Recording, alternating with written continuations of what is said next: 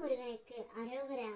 என் அன்பு குழந்தையே, யார் தடுத்தாலும் சரி, உன்னை விட்டு போன உன்னுடைய உறவு திரும்ப உன்னிடமே வர ஆசைப்படுகின்றது. காரணம் என்னவென்று கேட்டால் நீயே அதிர்ந்து விடுவாய் பிள்ளையே.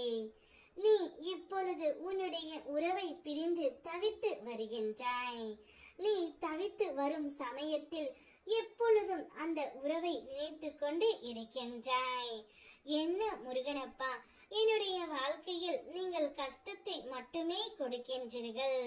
நான் நிம்மதியாக இருக்க வேண்டும் என்று நீ என்னிடம் கேட்பது எனக்கு புரிகின்றது. வாழ்க்கை பயணத்தில் எவ்வளவு சமாளித்து பயணம் செய்தாலும் அது நம்மை காயப்படுத்தாமல் விடுவதே இல்லை. காலில் குத்திய பிறகுதான் முள்ளின் வலி தெரிகின்றது.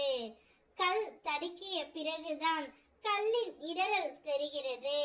வலிக்கிய பின்புதான் தரையின் தன்மை தெரிகின்றது. அனுபவித்த பின்புதான் அறிவுரைகள் புரிகின்றது.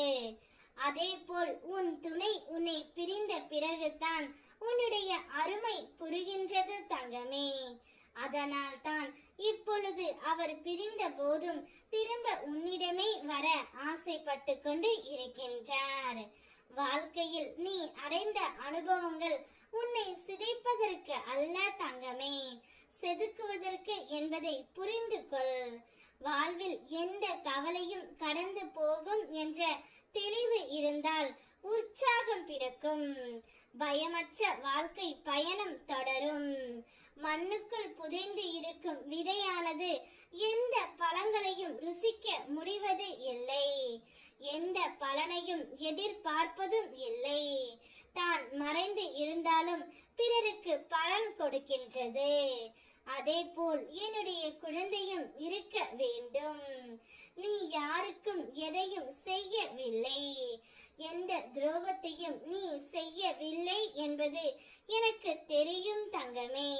ஆனால் கவலை இல்லாமல் நிம்மதியாக இரு. அனைத்தையும் முருகனப்பா காலடியில் போட்டுவிடு. இப்பொழுது உன் உறவு உன்னை தேடி வந்து கொண்டு இருக்கின்றது. அவரை முழுமையாக ஏற்றுக்கொள். உன்னுடைய பாசத்தை புரிந்து கொண்டுதான் உன்னை தேடி அவர் வருகின்றார். என்னை முழுவதுமாக நம்பிய உனக்கு நான் உன்னோடு சுற்றியே இருக்கிறேன் என்பதை நொடிக்கு நொடி நிரூபிப்பேன். உன்னுடைய வாழ்க்கையில் இனி மங்களகரமாகவும் சிறப்பாகவும் இருக்க போகின்றது. நீ எதை செய்தாலும் என்னிடம் ஒரு முறை கூறிவிட்டு செல். அனைத்தையும் உனக்கு நல்லபடியாக நான் முடித்து கொடுக்கின்றேன். வெற்றிவேல் முருகனுக்கு அரோகரா.